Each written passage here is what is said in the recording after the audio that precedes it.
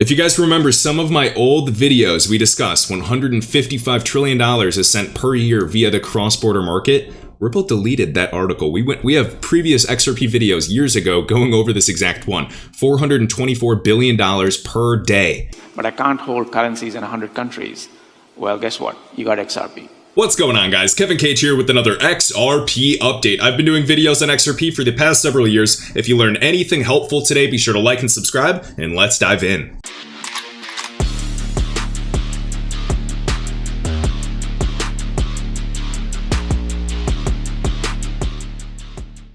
First things first, we're going to stick to the facts today. We have Dilla Brown, who is formerly head of global infrastructure for the company Ripple, addressing the plans for XRP. This is not conspiracy, this is fact. Shared by Status, and again, the Holy Grail. First, get banks connected to RippleNet, the network of financial institutions, remittance companies, money service providers on Ripple. Okay? They're overall just software and network. Then, after getting them used to the messaging aspect of Xcurrent, maybe atomic swap technology, get them to source liquidity using XRP. Grow that volume, grow that liquidity, get their feet wet, hold their hand, let these central banks get familiar with the benefits of blockchain and DLT and a global bridge asset. Then you get them to hold XRP directly. There's $10 trillion. Of course, you've seen figures, even quoted by Brad Garlinghouse, of $24 to $27 trillion globally that is sitting there as what I like to call just in case money. Can you imagine when this is going through XRP? Or now that banks since July of 2020, last year, thanks to Brian Brooks, who is formerly the acting comptroller of currency for the United States, allowed banks to custody crypto. And of course, actually have interoperability with some of the stablecoin networks. Crawl, walk, run. Okay, stablecoins, they're awesome. And they're going to have an absolute purpose in the future. However, they don't do everything that XRP can do. There's still counterparty risk. Okay? So, listen to Dilla Brown, ex-Ripple employee at the time. This is when he was at Ripple. And guys, before you go, oh wait, why did he leave Ripple? He actually retired and now he is an advisor for Flash FX. Flash FX is actually building ODL corridors for the company Ripple, meaning that he is in charge, formerly global head of infrastructure, go figure, and basically creating these payment rails for XRP to succeed. And now you have more and more news coming out from Singapore, Japan, Brazil, etc., globally for XRP adoption. We are in interesting times for this lawsuit, and for me, I like to be on the opposite side of history. And just like Ray Dalio, one of the best investors of all time, and although he's had his losses, he has wisdom from that. He goes on to say, the goal of investing is betting against the consensus, what the majority are thinking, and being right. And that is my intention as well. So nothing I share is financial advice. I've done several years of research. I encourage you to do the same. And take everything I share here with a grain of salt. So listen up to this. Dilla Brown. No, so as I said, the Xcurrent product, the way it's implemented today, uses fiat currencies. So the convergence that we see coming in the next phase is for banks to have an option to say, do I want to use XRP? So instead of the German bank holding Turkish lira, they could say, Akbank, are you able to accept XRP and give me Turkish lira? Here's 100 lira worth of XRP. Here's 1 million lira worth of XRP. And instantly that can be settled without having to hold balances. So that's the Holy Grail. That's the ultimate end goal that we're aiming for. But if you don't have connectivity, you can't even start. So first you get the banks connected. They do what they're doing today better. They like it. They build new services on it. Then they go, I want to do this in 100 countries, but I can't hold currencies in 100 countries. Well, guess what? You got XRP. So it's a phase strategy, but that's the way banking works.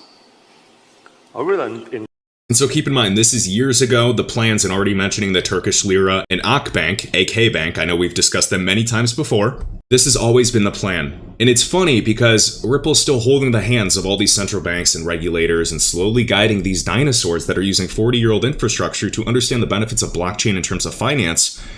But one thing I want to emphasize on this channel is if you think that blockchain and cryptocurrency is only going to impact finance, that's cute. But that is just scratching the surface. We have not even gotten started in terms of what is possible regarding data. What is value? Well, value is essentially just a social construct. This is going to be interoperability of all data, and value is just a subset of said data. So just like there's different use cases for blockchain, there's IoT, there's big data, there's value, there's smart contracts that help. the transfer of some of that data. Some are focused on tokenizing real estate. Some are focused on NFTs. Some are focused on oracles and getting actual valid, trusted data from real sources and bringing it on-chain, meaning onto the blockchain, so that there's this bridge between off-chain transactions and on-chain transactions for communication. My mind is too damn open to deny the possibility of anything. And so here's Dilla Brown now, loving the new beard. Ex-Rippler, cool your jets. And I always loved his quote with that. And here we are on the website, FlashFX or flash-fx.com. And under the About Us tab, you can actually scroll down. You can see Mr. Dilla Brown as an advisor. 40 years of experience. Was most recently at Ripple Labs, Global Head of Infrastructure of Innovation. And huge. I believe he played a major role in the APAC region, especially the Middle East partnerships, just like Navin Gupta of Ripple. People really don't understand the networks of some of these people and individuals. And remember, who's at the Swell event?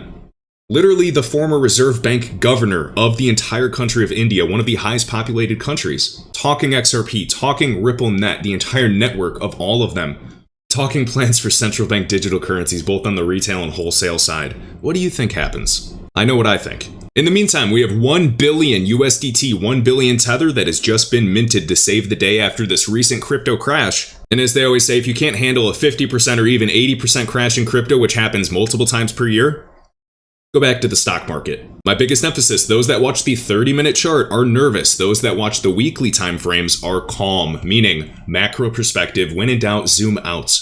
The ascending channel is still intact. If you're a long-term investor, act like it. And this is from somebody that was down and down and down for several years before and understands the magic of dollar cost averaging. Success starts slow, and then all of a sudden it happens all at once. I've been at rock bottom, and I also know how quickly it can turn around. So for anybody going through it right now, I believe that you can get out of it no matter how hard it gets. Because I did. And I'm no different than you. In other news, guys, XRP was at 22 cents back in January, and people are still acting like the sky is falling. More and more people in articles like on Benzinga right here are discussing, can you count on cryptocurrency for retirement? So rule number 1, I don't count on anything. I like being proactive rather than reactive. I like diversifying and throwing as many seeds as possible and watering each of those sources of income until they become a tree. One of the ways that I hedge my bet is by obviously investing in a variety of asset classes. Even if those asset classes are relatively correlated, they still occur in cycles, and there's massive opportunity to dance between each asset class. Imagine cryptocurrency coming up until end of year, getting some beautiful profits, taking profit, and then all of a sudden imagine the real estate market crashes next year. Now you can take some heavy positions and enter into the real estate market, ride those waves and get something at a beautiful discount, and keep dancing. Just like I dance between everything with trades, I have my long-term holds that I do not touch in the cryptocurrency market. And then I always have my fiat bag, my money, my dollar bag on the sidelines just in case, because we just witnessed a recent crash. And you can bet that I'm always trying to dollar cost average into positions, especially after a 20% or even 50% pullback. So again, links are in the video description for tax-free crypto trading. I do have a Roth IRA on this platform. I'm not able to contribute anymore, but nonetheless, say it goes to $10 million, I pay 0% in taxes. I'm not talking 15% or 37% in capital gains. I'm talking 0. I make $10 million, I keep $10 million. This is just one of the things that I have working for me. I know a lot of people that previously had 401ks or Roth IRAs or traditional IRAs with Vanguard or Fidelity like myself. I moved mine over here from actually Vanguard, then I was with another crypto provider.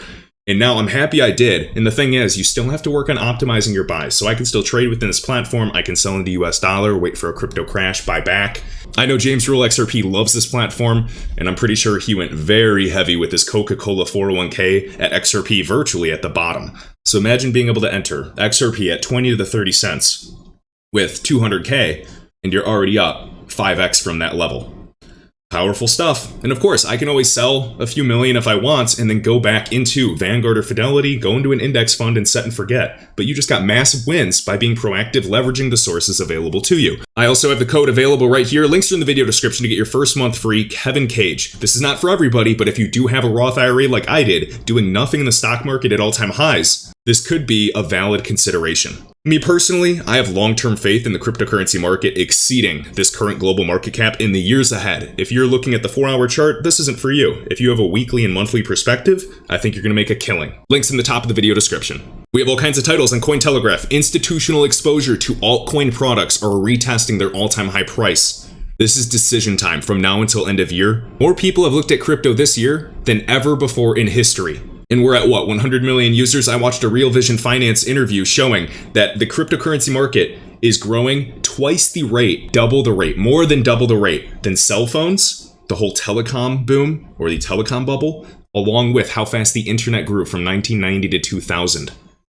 Very few understand what is at play here. If you're bearish, bullish, short term, that's fine. What we can both agree on is that cryptocurrency is here to stay.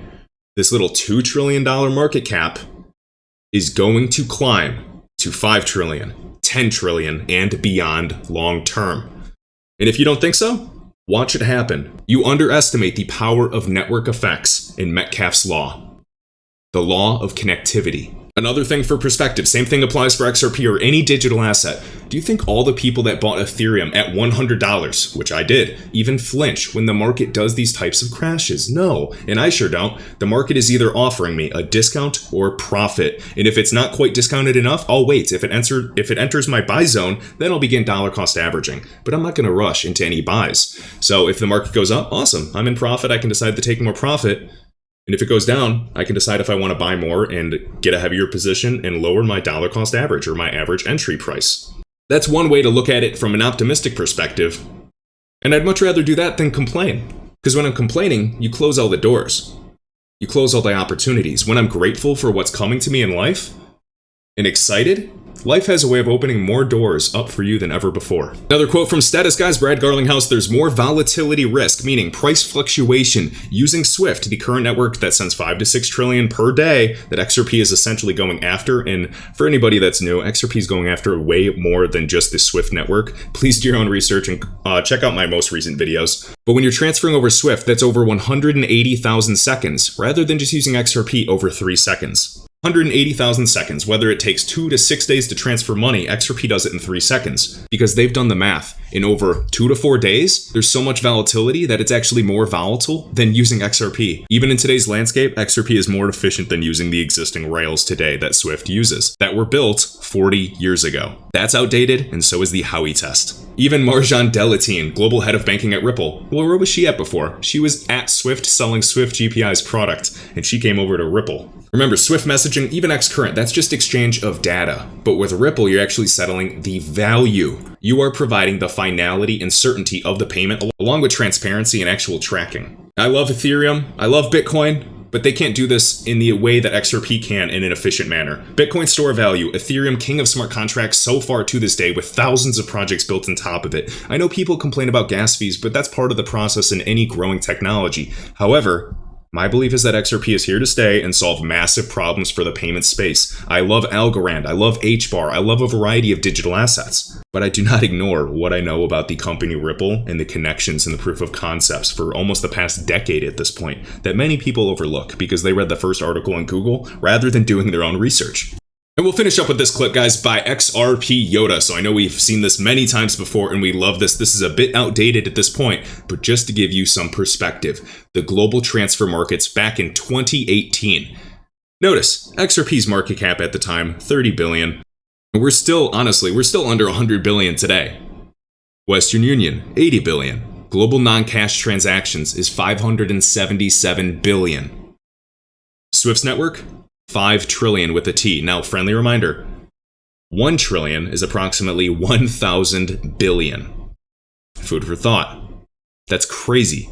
Now, the Nostra Vostra accounts we're discussing, I said 10 trillion in float. Well, look at this. $27 trillion of what I like to call just-in-case money that's parked in pre-funded accounts around the globe as just-in-case money because the existing ecosystem is so inefficient. So $27 trillion. Now let's imagine that money is just sitting there, not able to get additional streams of income for these businesses or banks, these correspondent partners, and they're getting hit with massive all-time high costs of inflation. And then you can see over here, the global transfer market. And these are massive changes of scale, guys. And yes, and even Fifi referencing the derivatives market, one of the largest markets in the world. We've already gone over that with the DTCC. I don't even need to get started. This is just an intro video for anybody to realize how big all of this potentially could be in the future. In the derivatives market, on the low end, per analyst, which say it's really hard and rather intangible to gauge, but it's massive, is 700 trillion, 700 T, to maybe even $1.4 quadrillion with a Q. We can see right here the global transfer market, $2.7 quadrillion. If you guys remember some of my old videos, we discussed $155 trillion is sent per year via the cross-border market. Ripple deleted that article. We have previous XRP videos years ago going over this exact one. $424 billion per day. If Ripple even takes 10% of that, $42 billion per day. Only 50% of XRP are available for payments, aka the multiplier effect. Please type in Kevin Cage multiplier effect on YouTube. Watch that video, hopefully get a little better of an understanding. I know I covered that better in 2019, but just wanted to do a recent one for all the new people that are really discovering crypto now. And now when you click this article, Ripple the company removed it. Ripple.com/use-cases/banks. This is why I do videos, and all the amazing XRP YouTubers do a phenomenal job, and we all have hundreds of thousands of videos available. I always love looking back in time and seeing where we're at today, and it's crazy how the narrative always plays out. But nonetheless, guys, I hope you enjoyed. All links are in the top of this video description, all resources. Be sure to like and subscribe if you learned anything new at all. Let me know your thoughts down below, and I will catch you in the next video.